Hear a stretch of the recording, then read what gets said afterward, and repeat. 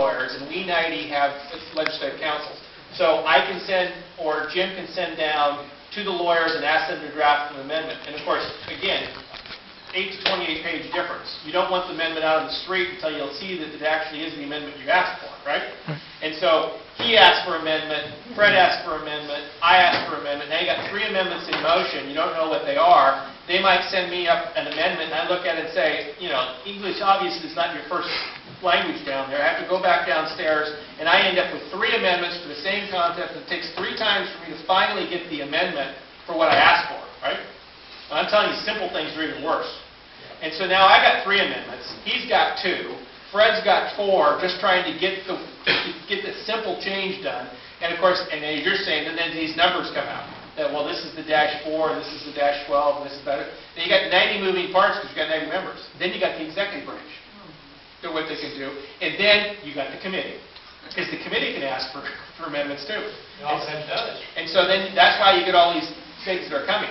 What is supposed to happen under the new system, which I don't think will, but it's supposed to happen, and it will after it goes to the Supreme Court, is that if Fred gets an amendment, Fred asks for amendment, he asks for amendment, and I ask for amendment, and then we put down to share it, and I find out that Fred's amendment's the same as mine, right? And I agree that Fred's written better because his lawyer wrote the same thing that I was supposed to write, my lawyer was supposed to write, but he wrote it better. Then we agree to it, and then Fred and I send it to the committee. As soon as it gets to the committee, that is supposed to become public record. Doesn't matter that the chair is going to move it, but Fred and I intended its use to be an amendment, and we presented it to the committee, right? And now it's supposed to, it might come up as the A27 amendment. Meanwhile, Jim may have decided he didn't want to do his, and he just doesn't submit it.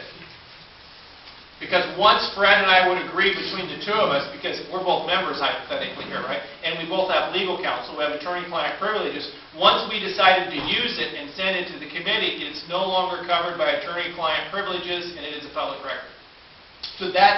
So you at the other end start seeing these amendments that are coming out. We tried to get a rule on our side that said if Fred and I proposed the amendment, our name is supposed to be attached to it. That didn't pass. The majority, at least on the Senate side, didn't want to do that. We wanted to say that if I proposed an amendment, or the governor proposed an amendment, or Jim proposed an amendment, that we know who to track. And the reason it's not dealing with, like, we're not going to attack the person. It's like, okay, maybe I agree with half of what Fred's going, or I have a better suggestion of how to do it.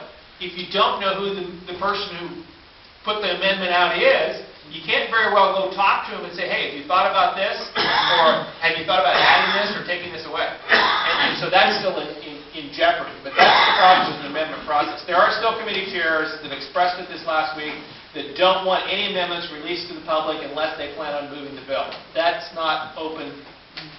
That is not good public policy. That's called Machiavellian dictatorship.